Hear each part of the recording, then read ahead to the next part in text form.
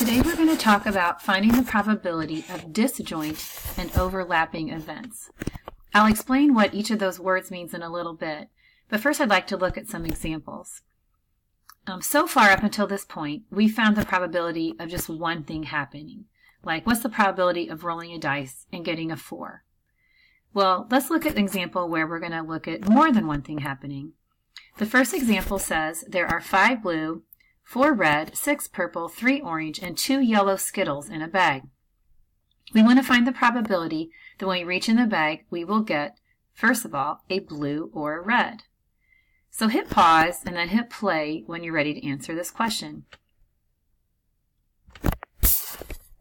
Okay, so first thing you want to do is we want to look at how many blue and reds there are. So there are 5 blue and 4 reds. So all together, the number of things that we want is 9. The total number of things or Skittles that are in that bag is 20 if I add up the 5 plus 4 plus 6 plus 3 plus 2. So the probability of getting a blue or a red, we have a 9 out of 20 chance of getting either a blue or a red, because we want one or the other, it doesn't matter. Let's do the next one. I want to find the probability of getting a purple or an orange. So when I go ahead and I look at how many purple and orange there are, I have 6 purple and 3 orange. So again, if I add those up, that's 9 total outcomes out of 20 that are possible when I reach in that bag of Skittles. So in just looking at those two examples, when you see the word or in probability, finding a purple or orange, finding a blue or a red, what do we do with those two numbers that we have? The probability of finding blue was 5 out of 20. The probability of finding red is 4 out of 20. So what are we actually doing with those? Well, you should have seen, since we got 9 out of 20 for this one, that we added them together. If I look at my second example, the probability of finding a purple is 6 out of 20. The probability of finding an orange is 3 out of 20. And so I just add those two together to get I have a 9 out of 20 chance. So when you see the word or in probability, the probability of finding one thing or another, you're going to add. So I have the probability of the first event, A, plus the probability of the second event, B, is what you add them together when you want to find the probability of one or the other happening. Okay, so let's look at some other examples. We're going to look at a deck of cards. Remember that you have a copy on that probability 8 sheet, and there is also one posted on Schoology under the Unit 7 folder. The second example says, let's find the probability of picking a card from a standard deck of 52 cards and getting, so we want to get a red or a queen. We got 2 possible things that we might want to get, a red or a queen. So let's look at our deck of cards. I want to look at how many cards are red. So I have all of these. Half the deck is red. Now I want to look at how many queens that I have. Let me go ahead and highlight my queens. So I have all of these are queens. So I've got all of these are red. And then I have my queens highlighted in yellow. Let's count up how many different cards that is. Well, I know that the ones that I highlighted in blue, that would be 26 cards out of the 52. If I look at the ones highlighted in yellow, the queens, that would be 4 cards out of 52. So if I add those up, I have 30 cards out of 52. But wait a second, I've got a little bit of a problem. If I actually go through and start counting these, I've got 26 red cards, but then if I look at what I've counted, I've just crossed off the ones that I've marked off. There's 26, I've counted those, and now I only have 2 more. So that's actually 28 out of 52. So why are these different? Where did I get the 2 extra cards? Well, you should see from what I highlighted that these are overlapping. My red cards, which is the red cards, and the things I outlined in yellow, the queens, they are overlapping. They are overlapping right here. I have two cards that are both queens and red, so I've counted them twice if I do the 30 out of 52. And I don't want to count them twice. That wouldn't give me the proper probability. So these events are called overlapping events, and you can see it overlaps on the diagram. When we have events that overlap, where they have something that they are sharing in common, we have to take away the common part so that we don't count it twice. So looking back at this problem, there were 26 out of 52 cards that were red. That's this part. There are 4 out of 52 cards that are queens. If I just add those, though, I've counted the cards that are both red and queen twice. So I've got to subtract off the ones that I've counted twice. How many did I count twice?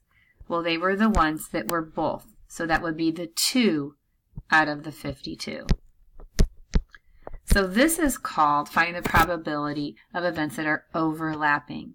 What you do is you find the probability of the first event, in this case the red, plus the probability of the second event, which in this case is queens, and then you subtract off the ones that are both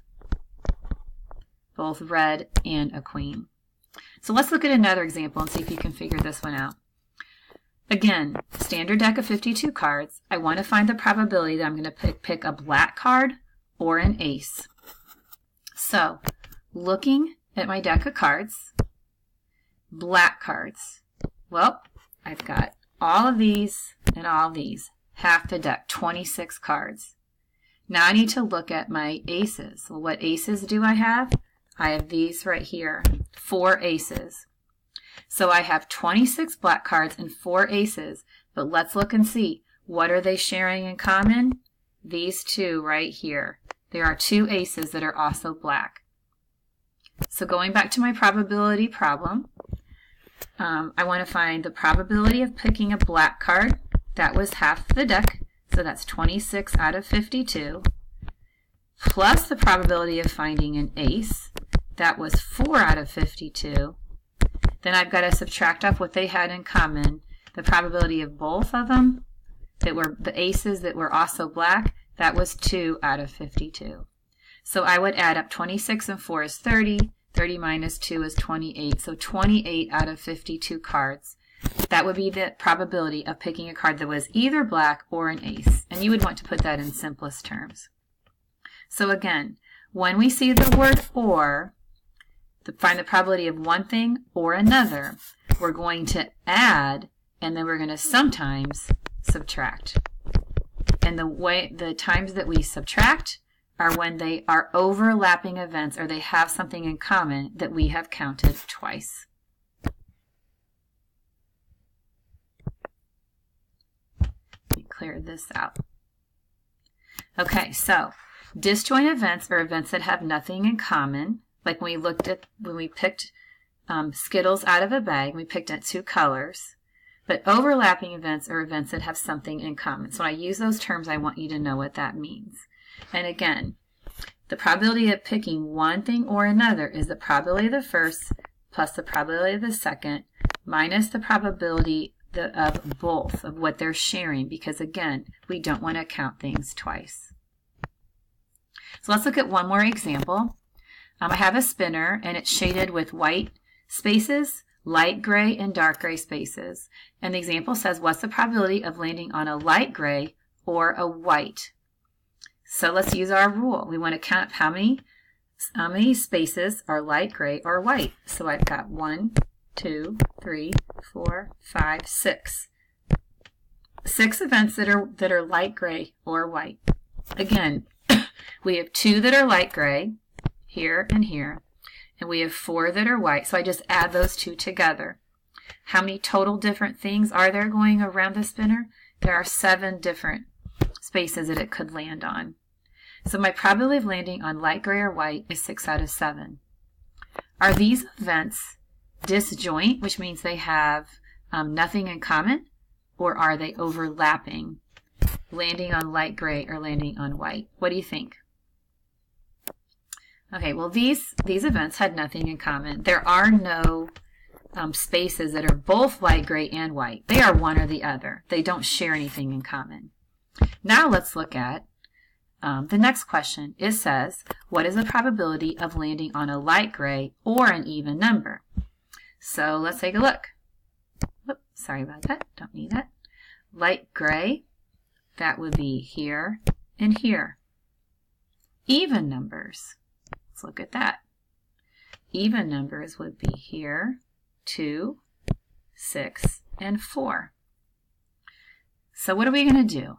Well, the probability of landing on a light gray, I'll put LG for light gray, was 2 out of the 7.